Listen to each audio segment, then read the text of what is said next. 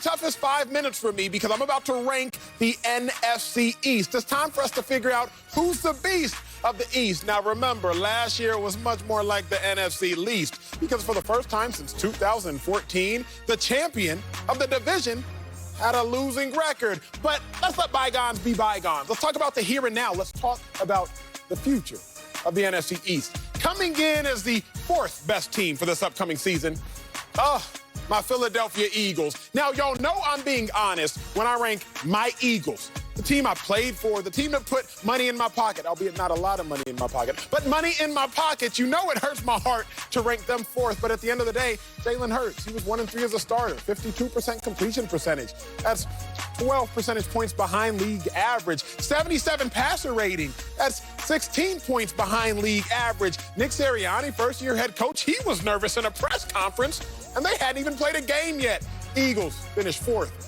Now, who's going to finish third? Oh, this one hurts me, too, because area code on my phone number still reads 214. That means I'm from Dallas. Cowboys, that's my third-place finisher. Because, yes, they get Dak Prescott back.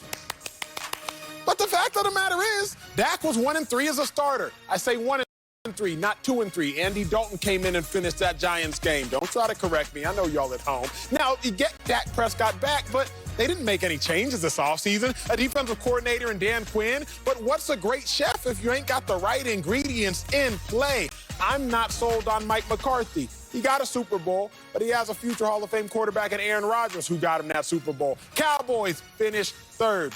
So who's going to finish second?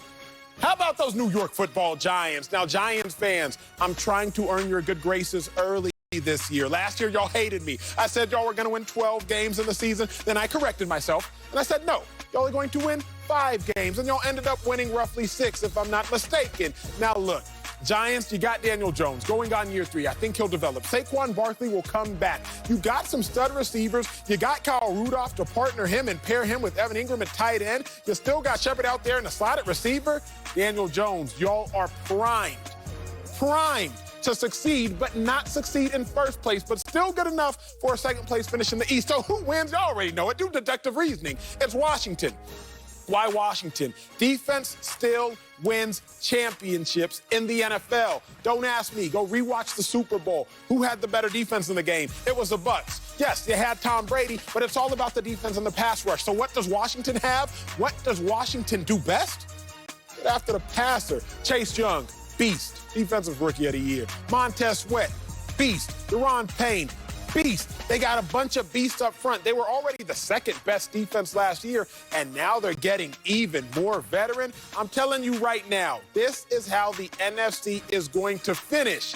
But I got to go to the desk because Bucky Brooks, I got that perfectly right, correct? Like, I got it perfect. I know you have no possible correction. I mean, like, I'm sitting here, and I think you have one correct. Like, you have the Eagles correct because the Eagles, right now, they don't have the firepower to be able to contend with the other teams in the division. Of course. You got Jalen Hurts, who's really struggling because he doesn't have anything around him. We'll see if they upgraded through the draft, new coach.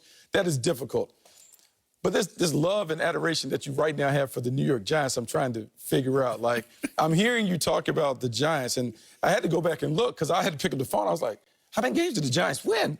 6 games, and we're talking about them and Joe Judge and what they were able to do and how excited you are to see them and all this other stuff. And so, like, my mind was blown, but then, like, the emoji pops up, but then I had to put double emojis because then the Washington football team. And I like the Washington football team up front. Hey, Chase Young and Montez Sweat are hogs. Yeah. Those Alabama boys on the inside get it done. However, I'm looking at their quarterback situation, and I believe they got worse. And I know we have love on the streets for Ryan Fitzmagic because, I don't know, it's a nice story. Maybe it's the beard.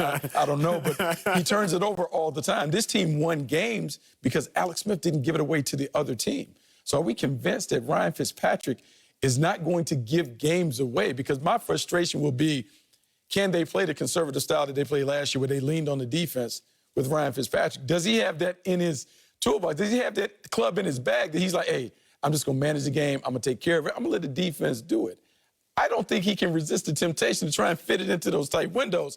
And so, Acho, I just think you misrepresented. And then the way you missed the mark with the Cowboys, I don't even want to talk about your disrespect for the Cowboys, a team with Dak Prescott that dominates the division when he starts games, and yet you just have those guys almost pulling up the rear. It's so disrespectful for a guy that is a Texan. I just can't understand this. Look, they're going to pull your card. They're going to pull my Dallas card? They might. But look, be real, Bucky. I understand that the Cowboys, Dak Prescott, rather, dominates the division. 19-6 since he's entered the league in the division. But in order to win the division, you can't just win the divisional games. You also have to beat other people. Here's what I need you to explain to me, because Cowboys fans, remember, I don't dislike the Cowboys. I actually like the Cowboys. The better the Cowboys do, the better television does. So I like the Cowboys, and I like for them to win. However, we got to be real.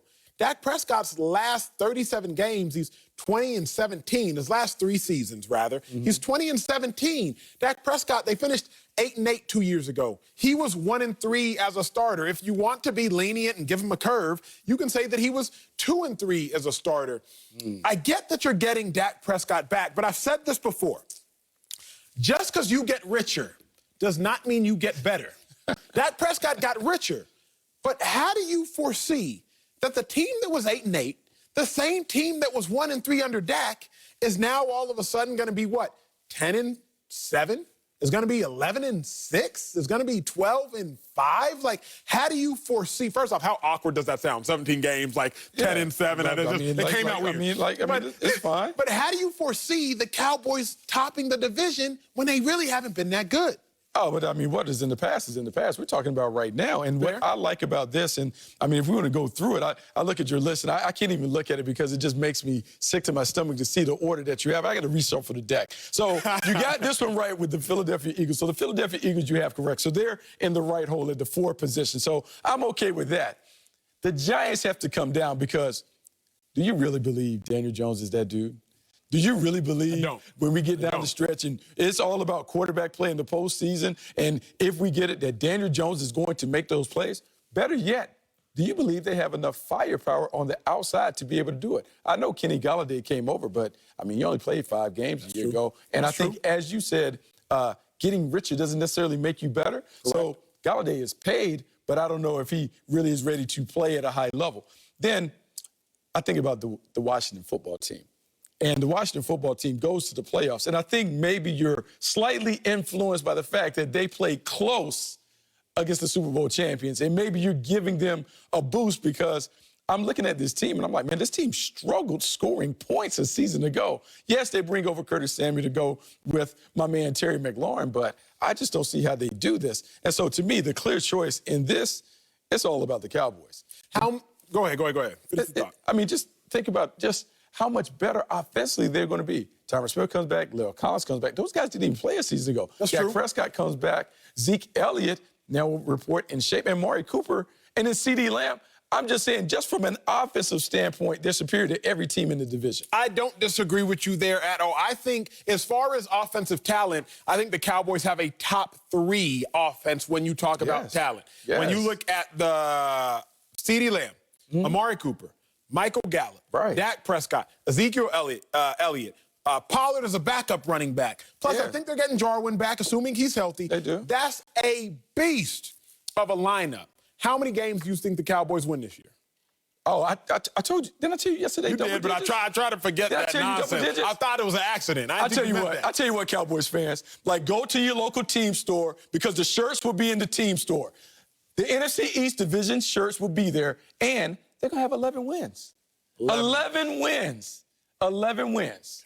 Keanu Neal, DeMonte Casey, like, they're ready. D-Law comes back and play. All these guys were hurt. They were banged up. 11 wins. If I had that kind of confidence at the casino, I'd either be rich or I'd be broke. No in between. Coming up, do Robert